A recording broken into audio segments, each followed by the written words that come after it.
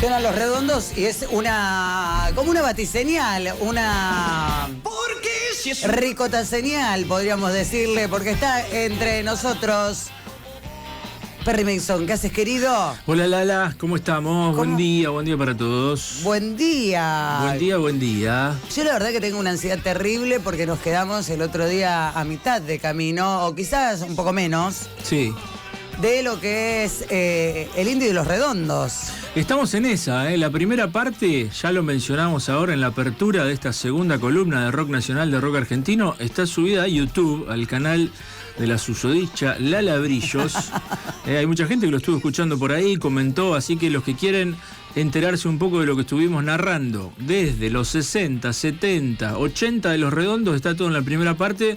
Y hoy convenimos, Lala, parte 2, ¿no? Parte 2, que también se va a subir a YouTube, así que presten atención y si después lo quieren compartir, lo hacen desde los links que yo siempre mando y comparto. Sí. Y Perry también, por supuesto. Sí. Hoy en día es así, viste, que hay que estar agitando ahí en redes sociales, en Instagram, cosa que no hacía mucho Carlos el Indio Solari, ¿no? Todo lo contrario, más bien. Son muy de otra época. No había redes sociales, de hecho hemos hablado de esa arista del Indio y los Redondos en relación a la más media, los medios de comunicación. En su época muy, si lo resumo fácilmente, bardero, ¿no? Pero muy crítico de todo el aparato de la televisión. Ahí le dedicaron Divina TV Führer. Pero bueno, si querés, Lala, arrancamos un poco en esta segunda columna con la etapa de la masividad de Los Redondos. Vamos con todo, Perry, poné primera. Ahí va, vamos saliendo. Podríamos situar fines de los 80 como la etapa, si bien son los 90, la etapa de masificación de los Redondos, pero para el 88 editan Un Bayón para el Ojo Idiota, que es el tercer disco de la banda. Había salido Gulp y después Octubre. Y en varias notas, en biografías se lo marca como año bisagra. Se iba a empezar a dar el paso a la popularidad, ¿no? De banda masiva, con fieles, con devotos que los empezaban a ir a ver. El público de la primera época también referimos a eso en la primera columna, eso, a esa gente más ligada a círculos intelectuales, artistas y demás, se iba a empezar a sentir un poco relegada, porque empezaba a cambiar la fisonomía de los recitales de Los Redondos para esa época. Un año después sacan Bang Bang Estás Liquidado, y con ese disco llegan a Obras. Ahí empiezan los grandes números. Por supuesto que Los Redondos hicieron todo circuito de pub, teatritos, todo eso en los 70 y 80. Le sucede hasta fines de los 80 y con este álbum llegan a Obras. En el 89 hacen 3 recitales en ese teatro, en el Estadio de Obras. Pensemos que en julio del 89 Menem era presidente. Sin duda. Bueno, permiso. Sí, se va a tocar, tóquese tranquila. Gracias. Ni hablar que hablamos mucho y siguen hablando al día de hoy la cantidad de notas que están apareciendo en análisis, ¿no? ¿Quién fue el Indio? ¿Qué hicieron Los Redondos? La relación con su público, la politicidad, a qué le cantaron. Y bueno, estamos situados en esa época. Julio del 89 asume Carlos Saúl, era presidente. En agosto el tipo manda ley de reforma del Estado ya, del 89. En octubre firma el primer indulto y un año después, en el 90, indulta a todos los comandantes condenados en el juicio a la Junta del 85. Sí. Arrancó con una agenda arriba, Carlos. En el 91 viene la ley de convertibilidad de Caballo. Así que para pensar un poco el contexto... ¿Se puede volver con una goma de borrar? Y no sé, grande va a tener que ser, Imposible. Esas cosas pasaron. Los Redondos en el 90, en mayo, tocan en La Plata, en el Estadio de Atenas. Narran las crónicas ahí que hay muchos enfrentamientos con la policía, una pelea brutal, mucho bardo, ¿no? Aparece cada vez más en los recitales de Los Redondos de los 90 la crónica policial, los disturbios fuera del estadio y demás. El Indio dijo en ese recital, según una crónica, no sé si se dieron cuenta, pero estamos solos y lo que va a venir es peor, cuídense. Tiró desde arriba del escenario. Es impresionante, vi el video hace 2 días. En mayo de 1990. Bueno, así que Los Redondos entran a los 90 con mucho crecimiento. Y esta cifra la tirábamos la otra vez en la primera columna para dar cuenta de cómo el fenómeno ricotero empieza a crecer Entre agosto del 90 y abril del 91 tocan 11 veces en Obras. Meten 11 shows. Anda también dando vuelta para los que tienen Instagram un posteo que está bueno, no recuerdo de qué universidad ahora de Buenos Aires, que sistematizó, levantándolo de un sitio de ricotero, pero está todo en plaquitas en Instagram, muy fácil y muy disfrutable. Todos los recitales de Los Redondos desde que nacieron y los fundamentalistas también. No te puedo creer. Sí, está buenísimo. Fecha y lugar. Ahí lo vamos a buscar, lo vamos a compartir. La fecha que yo, 10 del 2 del 78, tal, así. Y creo que son, ahora no me acuerdo, pero lo tengo ahí guardado en mi cuenta de Instagram, entre 280 y 300 recitales. Creo que lo podemos agregar a este video. Ah, bueno, todos están reflejados ahí en ese posteo. Pero bueno, en agosto, entre agosto del 90 y abril del 91, tocan 11 veces en Obras. Lo mencionábamos en la columna pasada también, el 19 de abril del 91, en una de las últimas presentaciones de Bam Bam Está Liquidado, sucede el crimen de Bulacio, wow, ¿no? Otro acontecimiento social y político muy fuerte. Después en el 91 llega La Mosca y la Sopa, ya quinto disco. Se iban popularizando en cantidad de personas, en difusión. Con una producción musical terrible. Sí, sí. Ahí habíamos mencionado la palabra de Mario Breuer también, el ingeniero de sonido. Sí, que estuvo dando notas la semana pasada muchísimas y que son espectaculares. Él se suma a la banda también y bueno, empieza a dirimir toda la arquitectura que un poco manejaban Sky y el Indio respecto a las composiciones y cómo sonar. Y él empieza a meter mano. Cuentan unas lindas anécdotas de cómo discutía con el Indio para elegir cómo que aparezca la voz de Solari, ¿no? Sí. Sí, está bueno. Bueno, La Mosca y la Sopa, quinto disco. Se termina ya de definir el público de la banda, decíamos, fines de los 80, hasta para La Mosca y la Sopa, las masas juveniles de los barrios se acercaban. Es un discazo. Por supuesto que está presente la figura del Mono Cohen Rocambole, el hombre, el diseñador gráfico de todas las tapas. En esta en particular tiene la pintura del chancho con el pescado en la boca, ¿no? En alusión a la pelea que el Indio Solari tenía por esos días con Enrique Sims, el director de la revista Cerdos y Peces, que en la primera época de Los Redondos había sido monologuista de esa troupe cabaretera y fiestera, ¿no? De vodevillesca, cuando Los Redondos en los 70 eran 70 arriba del escenario. 15 en los 80, primeros 80, ahí estaba Enrique Sims, periodista de fuste, toda la vida, escritor, bueno, y siempre muy ahí, amor y odio entre Enrique Sims y el Indio Solari. Es impresionante cómo Rocambole también es parte activísima de la banda. Es como la obra, digamos, de Rocambole estaba en la totalidad, desde los flyers, sí, pasando por las estéticas de los discos, los libritos. Total. Porque los CDs venían con unos libritos hermosos donde traían las letras y aparte eran como o cuadros o libros, o sea, como el ingenio es total y la obra es increíble. Yo creo que sí, seguro tendría Rocambole libertad con algunas acotaciones de Sky y del Indio probablemente, pero es como la traducción estética al dibujo de todo ese imaginario o un reforzamiento o una invención también, porque es verdad que cuando nosotros pensamos en Los Redondos pensamos en ese trazo, en esos dibujos, en esas caras, en cómo estaban retratadas todas las cosas que aparecían en la tapa y en la gráfica y de parte de Rocambole. Y también aparecen ahí en La Mosca y la Sopa unos personajes lastimosos, se podría decir, con cucharas rasqueteando el fondo de la olla popular.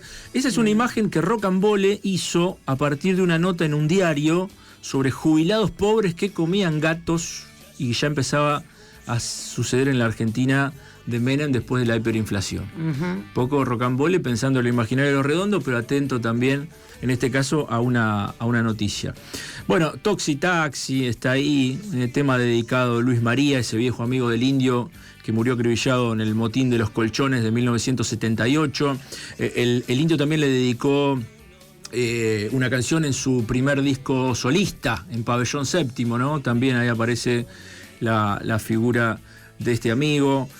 Fusilados por la Cruz Roja, bueno, grandes canciones en ese álbum, Nueva Roma, seguía el sonido a full ricotero. En algunas notas de repaso que leí de ediciones especiales, lo decían cariñosamente, pero quizás para definir un poco, también entender, como la etapa más cabeza Lo hago entre comillas esto. La etapa más cabeza de Los Redondos de estos discos, ¿no? La Mosca y la Sopa. Los más lindos. Claro. Los que la gente amó. Los que sabemos todos. Sí. Es impresionante. Se masificó. Bueno, mencionábamos también la otra vez, ya para el año 92, Los Redondos con Mi Perro Dinamita, que está en el siguiente disco, si no me equivoco, sonando ahí en ese programa de televisión de Cortina de Gonzalo Bonadeo. No define, por supuesto, la masividad de Los Redondos que aparezcan una vez en la televisión, ¿viste? Pero Los Redondos están llenos de hits. Creo que todos. Son hits. Es impresionante. Porque uno defiende la obra contracultural, ¿no? Y los discos enteros. Pero también los temas sueltos. Bueno, ahora con el fallecimiento del Indio inundaron los charts de Spotify del 1 al 30. Todos los hits de Los Redondos, los más escuchados. Y sonaban, yo me acuerdo en los 90 en mi pueblo. Bueno, ellos tocaron mucho en los pueblos. Cuando se fueron de Buenos Aires, e iban a las discotecas grandes y tocaban ahí. Y los DJs ponían Los Redondos también. Sí, absolutamente. Yo era adolescente, 16, 17 años, y ibas al boliche, que arrancaba con la previa de música internacional y terminabas con cumbia y lento, pero sonaban Los Redondos también. Sonaba La Bestia Pop, sonaba un poco de Amor Francés. Entonces era de verdad un fenómeno masivo y popular en todo sentido. La piba, el pibe, que no le daba ni bola a Los Redondos, 2 o 3 temas se escuchaba por fin de semana. Total, y ahí se metieron. Claro. Es impresionante. Acá nos manda Fede. Hola, Lala, soy Fede. Acá está la data de la que hablaban recién. La data que decías de la Universidad Nacional de San Martín. Mirá. Con todos los recitales del Indio para que la gente vea qué recital fue, qué fecha recordás. Lo vamos a agregar seguramente. Buenísimo. Gracias a este oyente. Ni lerdo ni perezoso lo mandó. Ahí está. ¿Te mandó el posteo de Instagram? Sí. Claro, ahí está ordenadito, sí. Espectacular. Hermoso. Bueno, más pasos hacia la masificación de Los Redondos. 1993. Primer estadio de Huracán. Wow. De esa seguidilla zarpada de obras, pasan al estadio de Huracán. Lobo Suelto, Cordero Atado. Es el disco que presentan ahí. Ya es el 6º álbum de la banda. Lo presentan en noviembre del año 1993 ante 80.000 personas. Llegan de esa manera a su primer recital en un estadio de fútbol. Bueno, leía una crónica que decía que la banda termina de perder la forma humana para diluirse en el devenir de la multitud. Año 1993 también en términos culturales, pleno auge de la industria del CD. Claro. Ya el vinilo había ido quedando atrás. Recordemos que en el 92 Fito Páez había editado el álbum más vendido, según la cifra del rock argentino, ¿no? El amor después del amor. Y bueno, a full estaban los CD, Los Redondos sacan en el 93 este álbum. Y bueno, nada, empezaron a construir su popularidad, pero de forma paralela. Vendían por separado los 2 volúmenes de este disco doble. Estaban con muchísima confianza creativa al punto de no solo montar esos grandes estadios y teatros de manera independiente, sino la distribución. Hacían algún convenio con una distribuidora, pero siempre Solaris. Totalmente. 25 temas. Creo que tiene Lobo Suelto, Cordero Atado. Claro. El disco contaba la historia de Lupus el Lobo y Rulo el Cordero. Eran 2 discos de rock con canciones impresionantes. Y este disco, de alguna manera, con el anterior, con La Mosca y la Sopa, son los del salto a la masividad y a la popularidad. Canciones como Susanita, Un ángel para tu soledad, Shopping, Disco Zen. Después el segundo volumen tiene Yo Caníbal, La Birrap, Ladrón de mi cerebro. Estoy apelando al guión también porque son tantas y tantas las canciones increíbles que a veces se te pierden, ¿no? De qué disco está cada una. A mí me pasó también otro fenómeno de los 90, que la generación que éramos jóvenes en esa década, porque nunca fue tan fácil comprarse los discos originales y todos. No tenías guita, $20 en aquel momento, ¿no? No, por supuesto. Eran regalos. Los discos que he tenido en mi adolescencia eran regalos para mi cumpleaños, para, no sé, el día de algo que claro, te regalaba tu vieja o algún amigo. O juntábamos y comprábamos un disco y lo compartíamos. Lo compartías. O íbamos a escuchar a la casa del amigo que tenía más facilidad. Bueno, yo me acuerdo mucho de escuchar, La Mosca y la Sopa y Lobo Suelto. Uno de los 2 encima. en la casa de mi amigo Lucas Negris, ahí con los pibes de la secundaria. Pero otro uso que le dimos también es el CD MP3. Y ahí había gente, a mí un chabón me grabó todos Los Redondos, pero creo que me armó la lista sin poner de qué disco era cada uno, sin las tapas, nada. Así que escuchaba la lista larga en MP3 de Los Redondos. Claro, como está bueno eso también cuando sos pibe. Información sin contexto. Después uno, si se quiere preocupar más, bueno, el que tiene el disco original no. Porque también en una época es sentarse en el piso, desplegar el librito. Eso es hermoso. Contexto a full, data full. ¿No? Hasta quién toca de invitado en tal tema el violín. Sí, sí, el karaoke en solitario. Sí, pero agarrar el librito y cantar hasta arriba de las letras era espectacular. Claro. O sea, yo he pasado horas haciendo eso. Sí. Así que eran estos dos usos de la música, ¿no? Se empezó a digitalizar el mundo con la salida del MP3 que te descargabas o te grababan en un CD toda la discografía entera. Llegamos a 1994. Tocan de nuevo en Huracán, ahí se profundizan un poco los problemas en relación al público y la policía. En diciembre del 94 hay 28 heridos y 70 detenidos. Wow. Este también fue un recital parteaguas en la historia de Los Redondos porque la misma Poli declaraba a la revista Rolling Stone que la situación se había vuelto muy brava e incontrolable, y ahí sale la idea de empezar a tocar en el extranjero de Buenos Aires, afuera de Capital. Sí, la policía iba directamente del conurbano, sino irse al país. Con la policía directamente, con un odio a la fiesta popular terrible, porque iba directamente a darle. A reprimir. Sí, eran incontrolables los shows y bueno, la negra Poli lo dice en una entrevista, el que quiere vernos que viaje. Así que empieza esta épica de caravana, comunión con pibes que viajan en tren, a dedo, en bici, en la caja de un camión. La mitología, leía en una crónica, también que repasa la historia de Los Redondos, la mitología dice que algunos llegaron a robar caballos en algunos campos cercanos para llegar. Muy bueno esa escena. Eso me fascina. Es para una película, digo, ¿no? Tantas huevadas que están haciendo con la inteligencia artificial. ¿Por qué no hacen esta escena? Muy bueno, me imagino cercano, ¿no? Al lugar que en caballo a un show de Los Redondos me parece algo espectacular. Cuando todavía no habían sacado los caballos también de la calle. Porque bueno, después, antes también los cartoneros, digamos, la gente que juntaba cosas para vender andaba en caballo. Andaba en caballo.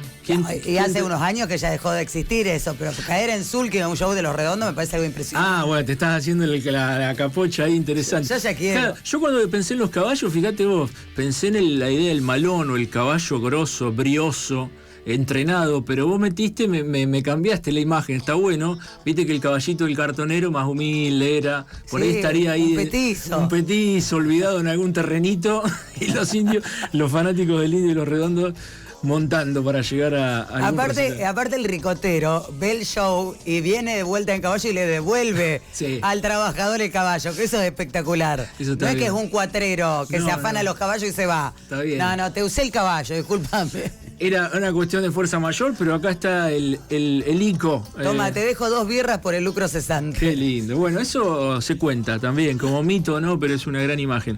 Tocan ahí entonces en L'Etoile, en San Carlos Centro, en Costa Chaval, en Concordia, en Gower, Mar del Plata.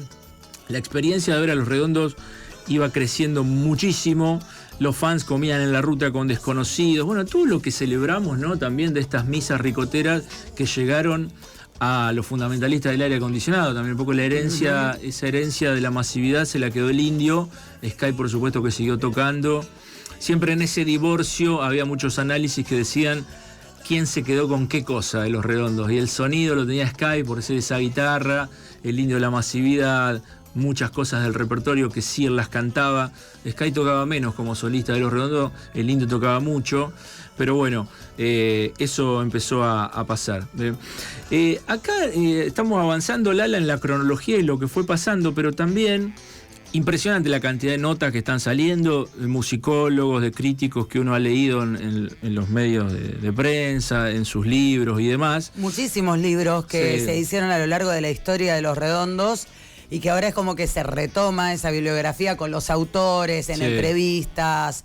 cada uno con una óptica diferente. No, está buenísimo todo lo que está saliendo. Hay como un arrastre desde el mismo día del velatorio del Indio. Los medios tradicionales, vamos a decir, la televisión y los streaming empezaron a convocar a todos estos apellidos, Perantuono, que escribió la biografía, bueno, a toda la gente que había hablado alguna vez con el Indio, el que le hizo una entrevista una vez en tal lugar, porque es el mito tan pero tan grande que se lo narró multiplicadamente desde ahí. Y siguen apareciendo. ¿Cuánto pasó ya de la muerte del Indio? ¿Semana y media? ¿Dos? Una semana y un par de días. Claro, y todavía siguen saliendo cosas. Hay dos cuestiones centrales desde donde se piensa a Los Redondos, me parece. Una es la relación casi paternalista con el público, ese público que era, se supone, carente socialmente y encontraba todo lo que no tenía en su vida en la banda. Ahora después voy a profundizar un poquito más en esto, ¿no? Los desangelados, esos pibes que por ahí no tenían lugar en la sociedad y que empezaron a explicar también, o una de las formas que explicaron el crecimiento y la masividad del grupo. Y la otra, donde se pone muy fuerte la mirada y el subrayado, es el lirocentrismo. Se me fue la palabra, el lirocentrismo, la centralidad de las letras.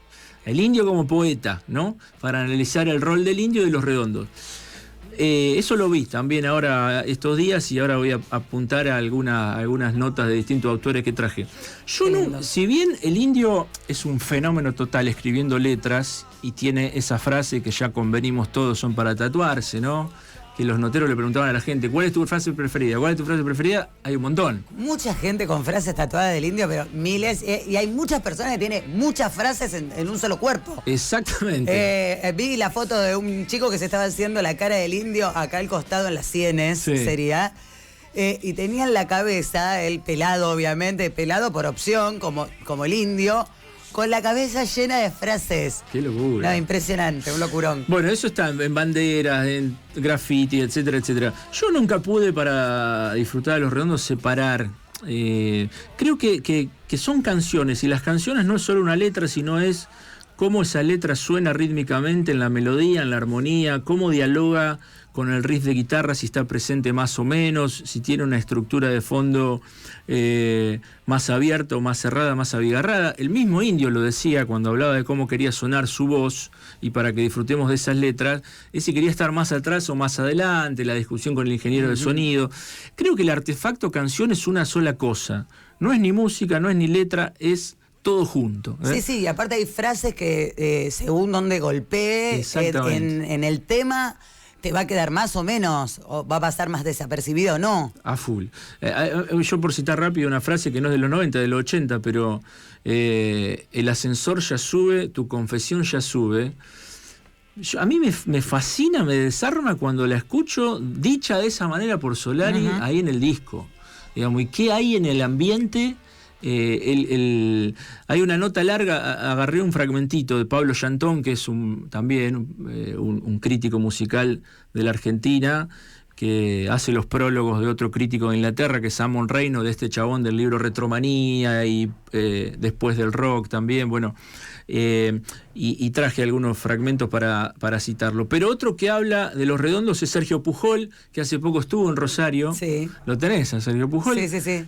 Muchísimos libros, tiene uno sobre Spinetta que se llama 1973, Artaud, después el famoso Rock y Dictadura, que es un librazo que repasa todo lo que sucedió con el rock argentino entre el 76 y el 83, y dice en una nota reciente: el pecado original del rock es haber nacido en el corazón mismo de nuestra cultura y luego intentar establecer algún grado de autonomía.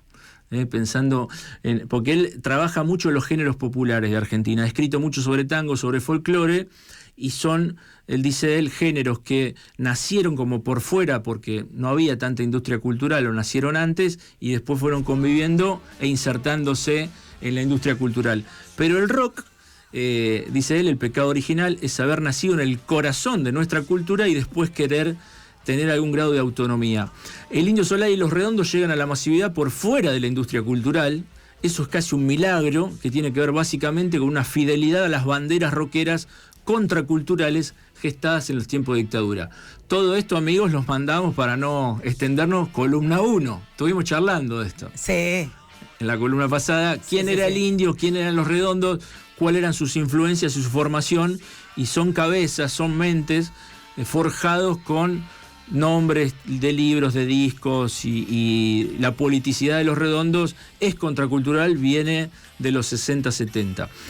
Dice Pujol también, en un momento en que parecía fundamental tener un videoclip para existir en la agenda de espectáculo musical en la Argentina, ellos se niegan a hacerlo, no querían saber nada con las cadenas de rotación de TV. Ahí está el ejemplo de Divina TV Führer, el tema que había aparecido en octubre, en la canción de Los Redondos de los 80. Y la migración y la creciente masificación de Los Redondos se dan en un momento muy duro para la juventud, para los sectores populares, como fueron los 90, una tasa de desocupación muy alta, dificultades para ingresar al mercado laboral, apertura indiscriminada de importaciones. Bueno, una sociedad rota, ¿no? Muy obscena al mismo tiempo, porque otra de las imágenes que entregaron los 90, Lala, es la pizza con champán. Absolutamente. Lo sabrás, digamos, mientras mucha gente se iba cayendo del sistema. Sí, otros se iban a Miami. Otros iban a Miami, esta figura asociada al menemismo. Sí, y la necesidad de pertenecer de otro sector de la sociedad como más aspiracional. A full. Terrible. Otra de las aristas que explican, porque no es fácil asir ¿por qué crecieron tanto Los Redondos? Y bueno, son muchas cosas, ¿no? Se podría pensar que en los 90 hubo una orfandad también de referentes políticos. Otro video que salió estos días que vi, porque muchos se preguntan a veces, che, ¿qué politizados Los Redondos? Bueno, de entrada están politizados, pero hay uno de esa época, 89-90, que están por tocar, y todo el estadio, una gran parte del estadio cantando, no me acuerdo la melodía ni la letra de ese cantito popular político, pero dice algo así como que va en contra con los que vendieron la nación. Sí. ¿Te lo chocaste estos días? Está dando vueltas en Instagram, seguramente lo vieron. Imagen de aquella época, no me acuerdo la rima, nada, pero dice eso. O ya vamos a ir a buscar a los que vendieron la nación y demás. Así que el indio llega a convertirse en un ídolo popular sin la mediación de los mecanismos que crean el estrellato en el mundo, ni hablar con los de hoy en día, de todo lo que necesitan los pibes, ¿no? para hacerse hiper famosos. Pensando un poco en estas dos cosas, Lala, que yo te decía, el lirocentrismo y la relación de Los Redondos con su público, a mí me genera alguna especie de, no sé si semáforo amarillo o alerta. Se ensaya mucho desde hace tiempo sobre esa relación entre el líder carismático, que esto es una categoría de la política, se lo compara hasta con Perón, ¿no? Con Cristina. Sí, totalmente. Bueno, claro, una despedida, un velatorio como el que lo tuvo Gardel, lo tuvo Julio Sosa, lo tuvo Perón, Evita, Néstor Kirchner, el Diego, Maradona. Claro. Bueno, y se impuso, me parece, una mirada que se recuesta más en una apropiación utilitaria por parte del público, entendiendo a ese público como una compensación de carencias sociales, digamos. Se dice eso de los llegados en la década del 90, la época de masificación de la banda. Estoy citando algunas palabras que escribí en ese texto que te decía, que pueden leer ahí en la canciondelpaís.com.ar, que se llama Dios a las armas y la belleza, que escribí cuando falleció el indio. Y ahí, reflexionando un poco, me permitía decir eso, que Los Redondos de alguna manera vinieron a ocupar un vacío material y existencial que campeaban esos jóvenes desposeídos, otorgándole el reconocimiento y la pertinencia que no encontraban en otro espacio de la vida social. Eso está, pero no me llena del todo, quiero decir. No quiero pensar que el público que va a ver a Los Redondos solo iba por esas carencias sociales. Como eran pobrecitos en muchos lugares de la vida, encontraban en Los Redondos una explicación para la vida. Yo me preguntaba también si no se trató de un disfrute hedonista, de un flechazo entre una música, una forma de arte, y la sensibilidad de quienes recibieron esa forma de arte. Rotos, descosidos, remendados por Solari, pero con la capacidad de asumir el brillo de una obra, tanto como los sectores de la primera época, aquella ligada a los circuitos intelectuales. Si no, pareciera que las clases populares no pueden disfrutar del arte en esos términos, ¿no? Solo tienen que ir a encontrar ahí, a llenar su vacío. Me parece que también se dio eso, me gusta pensar eso. Totalmente, un enamoramiento. Enamoramiento del arte, de la música, de cómo sonaban esa banda, esos discos. Sí, y también la referencia. ¿A qué referencia? Que uno se siente referenciado también por lo que escucha. Ni hablar. O sea, nuevas formas de pensar, es transformador. un nutriente también para el alma y para la mente, para la manera de pensar, y también para no sentirnos solos. Eso es. Bueno, eso en Los Redondos nunca, ¿no? Y con el Indio menos, porque la gente que entraba ahí se sentía parte de esa masa. Eso ya se lo dejamos a los sociólogos que analicen, ¿no? Ese arista que también se habla mucho. Y otra cosa hermosa es que las letras de Los Redondos, que se supone son intrincadas y herméticas por esa ordenación de palabras y esas metáforas simbolistas y demás, de todas maneras fueron asimiladas y celebradas por las multitudes. Eso es maravilloso. Maravillosas, interpretadas. Que pasó en la cultura argentina, un fenómeno, como decíamos también, muy argentino. Pero bueno, ahí seguimos todos pensando y discutiendo qué quiso decir el indio acá, de qué va esta metáfora. Es alucinante porque es ir a más. Claro. No es repetir. O sea, el ricotero iba a más, quería saber. Exactamente. Che, la frase suena linda. Ok, buenísimo. ¿Qué pero estará diciendo? ¿Qué quiere decir? Bueno, debatamos.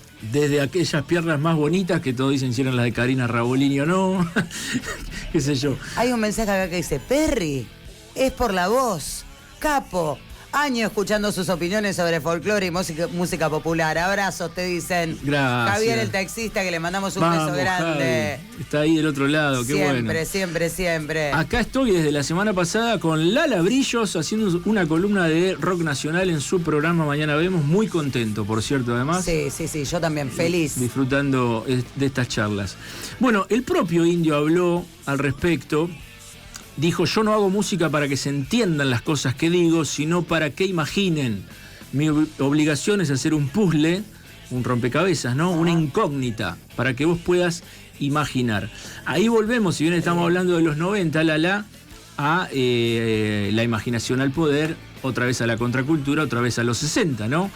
Esa especie de eslogan acuñado por obreros y estudiantes durante el Mayo francés del 68 era un llamado a romper las estructuras establecidas, liberar a la creatividad colectiva para transformar a la sociedad. Mencionábamos que Sky con 16 años había estado en el Mayo francés, en la primera columna, etcétera, etcétera. Ahí un poco lo cuento en ese texto. A mí me gusta pensar que Solari y Los Redondos fueron capaces de montar al sur del mundo su propia implementación de estas ideas para las masas. La imaginación, el poder para las masas. Es algo espectacular, es una maravilla. De hecho, ¿sabés qué leía, vos que sos fan del Piti? En 2011, de la letra del Indio opinó la Negra Sosa en un momento. Dijo, yo no las entiendo, me trajeron todo. ¿Viste? En toda crítica cultural hay un poquito de dardo venenoso. La Negra, y no está mal. El mismo Piti, en 2011, declaró, 2010-2011... a la pasada o no, dijo, yo la letra del Indio no la entiendo. El Indio sale con una carta. La tengo acá, después si querés la citamos, también responde. Por favor. Bueno, nunca se terminó esa discusión sobre qué decía Solari en sus letras, pero nada, la imaginación al poder, por supuesto que eso no transformaba para alcanzar el curso político de los acontecimientos en el país, pero sí pudieron engendrar ese territorio donde convivían la fascinación de las muchedumbres y, por qué no, un mejor pasar. El Indio era un tipo con una formación cosmopolita, ¿no? Porque acá, no sé si te voy a romper el corazón, Lala, a vos y a los oyentes. Por los dos me preparo. ¿Viste que el Indio con el rock nacional? Él hacía rock argentino, rock nacional, pero no era tan de halagar ni... Él decía que sus influencias eran internacionales y que no se llevaba bien con el rock nacional. Halagaba alguna cosa de Spinetta, alguna letra de Fito, le gustaba la etapa solista de Cerati. Le hubiera gustado escribir al Indio Amor de Primavera de Tanguito, en una entrevista lo dice. O alguna de Manal, que ahora no recuerdo, ellos sí mencionan que los Manal eran unos capos. Pero bueno, toda la cosmogonía, el imaginario de Solari y Los Redondos es de afuera. Aparecen ahí, bueno, el cine de Herzog, el cine alemán, la literatura norteamericana de la generación Beat, todos esos monstruos, Norman Mailen, William Burroughs, Grateful Dead, Frank Zappa, si volvemos a la música, por supuesto Beatles y Stone al comienzo, Lennon, McCartney, pero sin embargo, claro, es un fenómeno tan particular que así todos son la banda más argentina, como dijimos. Es así. Martín me dice, yo escuchaba cumbia, mi barrio era cumbia. Un día un amigo llegó con ese cassette, La Mosca y la Sopa, y nos rompió la cabeza. Qué bueno. Creo que por allá en el 94 o el 95, la voz del indio era única. Gracias a Martín por el aporte, por supuesto. ¿Dónde pueden escribir, Lala, a todos los oyentes? 341-594-1055. Nos pueden escuchar en el 105.5 del dial, www.rtl.com.ar, o pueden bajarse la aplicación Mariachi Medios. Ahí escuchan en vivo RTL. Viste, yo no sé si Los Redondos, también eso, se habla mucho de que son difíciles de traducir afuera. Ellos tocaron en Uruguay, en Montevideo, hicieron, pero bueno, ahí hablan castellano, son casi argentinos, nos entendemos muy bien con el uruguayo. Pero cuando vino Mano Negra a la Argentina en 1992, tocó Mano Negra y después se fueron, 92, más adelante, se fueron a ver a uno de los recitales de Los Redondos. Y en una nota cuentan que sí, los habían invitado a tocar a Francia, a París, pero bueno, medio que se negaron, no quisieron. Como dijeron, si nos quieren escuchar, que vengan ellos acá. Como es alucinante. Una postura bastante nacionalista. Recién estaba citando muchas cosas de Sergio Pujol, les recomiendo sus libros, los que le interesa leer de música. Y el otro es Pablo Llanton, ¿no? Escribió una nota muy linda y larga también, que analiza inclusive hasta cómo suena la E, el acento de No lo soñé, como una crítica centrada en el sonido y en la idea del rock en términos generales. Y él dice que todas las influencias del Indio y Los Redondos están un poco, si se quiere, en el sumario de la revista Expreso Imaginario o cualquiera de las revistas que en los 70 dirigía Jorge Pistocchi, Pan Caliente, SAF.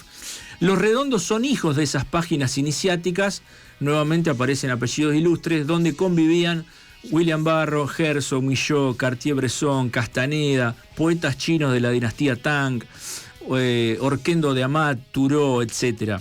Por supuesto, influencia de libros, películas y demás mercancías de la industria contracultural, pero también está bueno lo que marca Llanton y es muy propio de Los Redondos, no solo asumir y leer y todo eso y llenarse la cabeza de conocimientos, sino de preguntarse cómo experimentar todo eso. Hay un aspecto subcultural, dice, de todo esto, que implica formas de vida alternativas. También hablamos mucho de esto en la primera columna, Lala.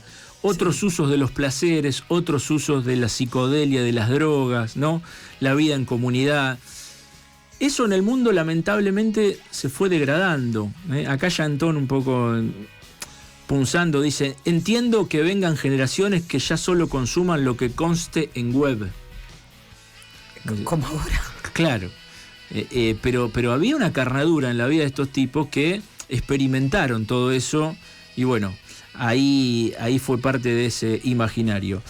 Llanton dice, el mejor rock nunca fue buena música para escuchar inmóvil ahí sin prender otro sentido que el de los oídos.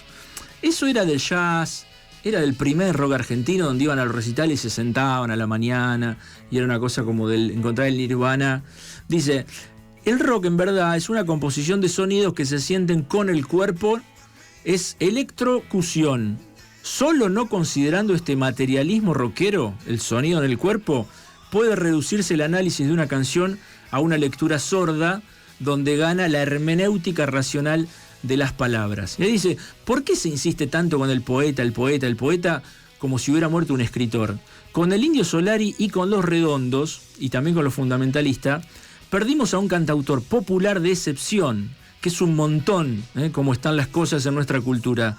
Alguien que sabía pensar las palabras mezcladas con la música y la voz. Está bueno. Es impresionante y pensaba en el término rockero, que siento que hasta estas personas, en este caso el Indio, tan importante, rockero eran los músicos, el que hacía rock. De repente rockero somos todos. Ah, bien. Como que el público rockero. Sí, yo creo que por sí. Por hacernos parte con esto, como vos recién contabas, con el cuerpo. O sea, no es esperar el show tranquilo, sentado y disfrutar solamente con el oído. Digo, el pogo más grande del mundo. Vivirlo, claro. Eso es una situación rockera a la enésima potencia. Sí.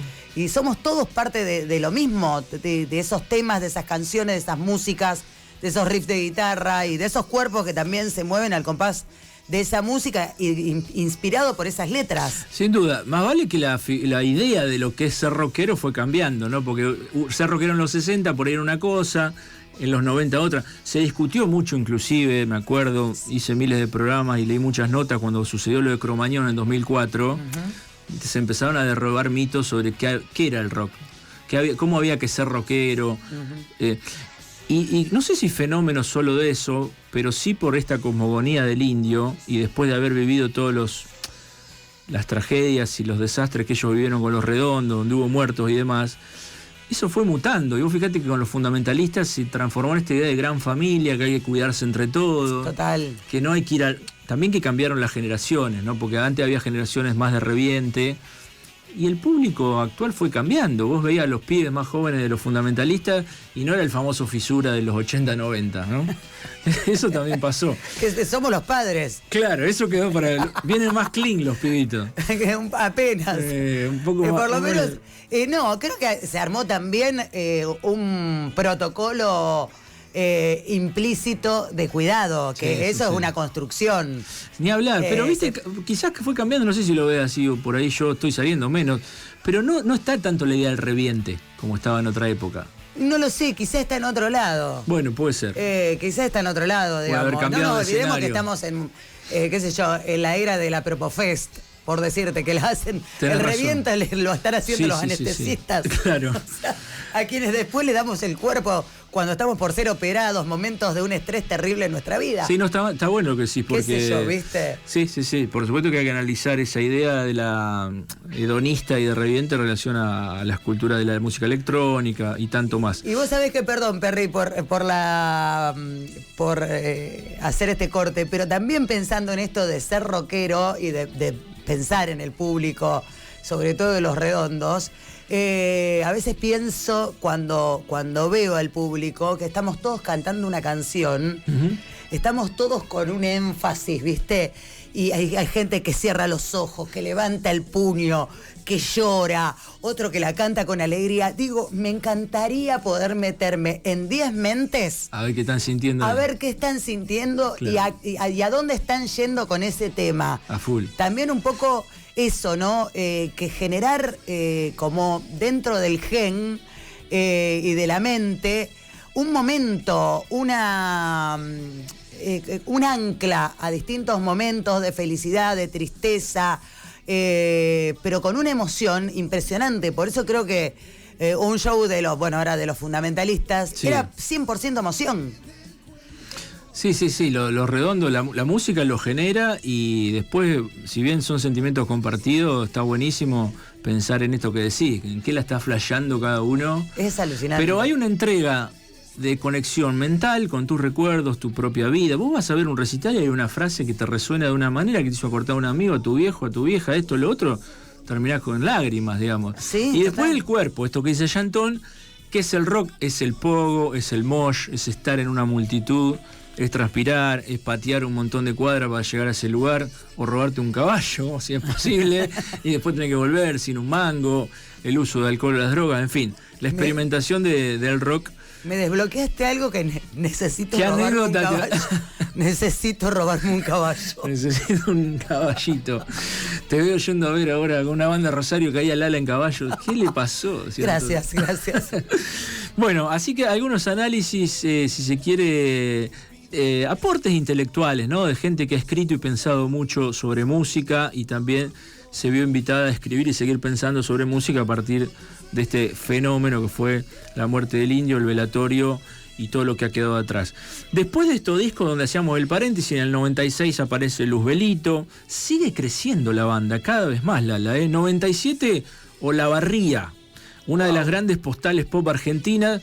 Ahí está la conferencia de prensa del indio con esas gafas negras que deja atónitos a los padres, muchos padres que estaban estupefactos porque no daban crédito de que ese hombre de modos así muy recatados intelectuales fuera el portavoz de tanta juventud, ¿viste? Cuando él sale, como ellos no hablaban para revistas nada más, para radio, tipo, claro, sale ahí la conferencia en Crónica TV, todo el país diciendo, pero nosotros pensamos que esto era unos bárbaros que bajaban de la montaña, y mirá este tipo atildado de camisita con ese uso del lenguaje, vocabulario, bueno. En la previa de Tandil, el intendente Sanatelli arriesgó también con hacer lo mismo que Severri de Olavarría, pero después de conversar bastante pudieron tocar. El número se repitió el 13 de diciembre en la cancha de Colón. Mucho barro ese día. Y el público cantaba: Redondo, no lo pienses más, andate a tocar a la luna, la luna vamos a copar. Otra postal de, bueno, eso. Sí, que se canta hasta hoy. Exactamente, a donde vayas vamos a estar. En mayo del 98, después de una avalancha que derriba los vallados y copó el anfiteatro de Villa María, Solari volvió a montar sus comentarios antiviolencia. Es esto, quizás esto adelante el final de una banda que tiene muchos años. Que se lastimen algunos de ustedes, no vale ningún recital de rock and roll. Bueno, también la figura esta paternalista, el tipo parado en un escenario cuidando a la multitud, bajando un mensaje y cagándolos a pedo, diciéndole, che, frenamos, etc. En el 98 llega Último Bondi a Finisterre, el primer álbum en el que se ve al grupo en la tapa. Ahí aparecen caricaturizados como avatares mirando a través de una claraboya. Y empieza a cambiar la idea. Esto se reflejó también mucho en las crónicas de estos días, tras el fallecimiento del Indio, la idea de que los Redondos eran una banda. Emerge más la idea de el Indio, Sky, Poli y los demás son especies de invitados sesionistas, ¿no? Que tocan y aportan muy bien lo suyo, pero la zanahoria, la sartén por el mango, la tenía el Indio, Sky y Poli. Estaba Hernán Arramberri también, mano derecha en las consolas, y los demás músicos estaban ahí como medio en un segundo plano. El mismo Indio lo decía en varias entrevistas: Patricio Rey somos nosotros tres, por él, por Sky y por Poli. El Indio en esa época había construido su residencia en Parque Leloir, el estudio Luz Bola. Ahí empezaban a experimentar con programaciones, se pasaba horas y horas concentrado en esos paisajes musicales y conceptuales del disco. Preseteaba las canciones, las grababa, se las mandaba a Sky para que después Sky le metiera guitarra. El Indio contaba que él se dedicaba a la escenografía musical, a las estructuras. Después viene Sky con las violas y con las ideas que también laburó previamente, y después unimos eso y yo escribo las letras. Había como una división del trabajo. Creo que casi nunca se pusieron en efecto juntos a componer, viste, mano a mano. Hacían cada uno las cosas por separado, pero quedaban muy, pero muy bien. La presentación fue con 2 fechas en el estadio de Racing. Sigue el crecimiento de la banda, 18 y 19 de diciembre del 98. Esa experimentación no fue tan bien recibida. Algunas crónicas de la época decían: las bandas querían rock, no tecno. Fíjate vos, Eduardo Fabregat en página 12: por primera vez en su larga historia, los Redondos tropezaron de verdad. Porque ese sonido fue recibido, pero bueno, más o menos, con desconfianza por parte del público. Después llega Momo Sampler, disco más oscuro, más orgánico. Sigue el entramado de las máquinas con los músicos. Y bueno, aparece en el 2000 la llegada a River, 15 y 16 de abril, 140.000 personas en 2 noches. En 2001, abril también en Montevideo. Y en agosto del 2001, el Chateau en Córdoba, lo que iría dando paso al final de Los Redondos. Si tuviéramos que entrar en por qué se separaron, estamos otra columna más, pero vamos a cerrar acá. Me parece como cuestión de tiempo. Me encanta, cuestiones de tiempo, y tenemos mensajes. Hola Lala, buen día. Un genio, el referente de la historia de Los Redondos. Una pregunta para el maestro. Cuando Los Redondos vinieron a Rosario, creo que en septiembre del 92, estadio cubierto de Newell, presentando el disco La Mosca y la Sopa, había un personaje en silla de ruedas que lo llevaban a todos los recitales y lo bailaban durante todo el recital. ¿Ese personaje tiene nombre? Ah, mirá qué buena pregunta, que no tengo respuesta, amigo. Yo para el 92, capaz que se pensó que estaba en los 70. En el 92 tenía 11 años yo. Y no vivía en Rosario, porque yo llegué a vivir en Rosario en 2001, pero no sabía de esa postal, y ese personaje me manda a estudiar un poco más. Hay que buscar. Esta postal que dice el amigo Dante, gracias Dante por el mensaje, me hace acordar también a otro meme, también ligado a Osvaldo Laporte, un ricotero mirando una silla de rueda: necesito levantarla. No sabía de ese personaje. Claro, capaz que el amigo fue a los recitales. Los Redondos en Rosario tuvieron 4 veces, lo comentábamos la otra vez, en 1989, en Sportivo América, en el 90 también vinieron a la ciudad, en el 92 este recital, el 25 de septiembre, en el estadio cubierto de Newells, y en el 93, el 10 de diciembre, en la rural, que por estos días es noticia, en la rural y lo que va a pasar ahí con el espacio. Absolutamente, un beso grande para Mariano que está con su emprendimiento en la puerta de la Gallega y nos está escuchando. Vamos, maestro. Excelente bloque, me dice. Así que, Perry, te estás llevando, la verdad, unos laureles más que merecidos. No, gracias por Más el que cariño merecidos. y la verdad disfruto mucho. Tenía ganas de hacer esta columna con vos y me puse a estudiarla, a leer de nuevo. Me encanta. A armar guiones, porque es una historia hermosa la de Los Redondos y cómo nos ha pegado en estos últimos días de lo del indio también. Es realmente hermosa y la semana que viene nos volvemos a encontrar. Sí, claro que sí. La idea es seguir los miércoles acá hablando de rock nacional. Vamos a dejar por ahora de lado al Indio y Los Redondos, pero vendremos con otras temáticas. Me fascina y temática sorpresa me gusta más. Ah, es verdad, no tengo nada para adelantarte todavía. Sorpréndenos. Pero siempre en la bandera de rock nacional, como me dijiste. Absolutamente, porque hacías RTL, 38 años de rock nacional. Sí, Ininterrumpidos, que eso es algo muy loco. Yo he laburado en otras radios, sigo laburando, pero también cuando llegué a vivir a Rosario en 2001, ese fatídico año para emprender, para venirse a estudiar, sí, ni hablar que escuchaba, conocía TL enseguida, digamos, desde aquel entonces ya existía, pero yo la conocí cuando ya apenas llegué a Rosario y después quedé ahí prendido también a este dial. Así que gracias, Lala. No, por favor, gracias a vos, Perry. Hasta la próxima. Hasta la próxima.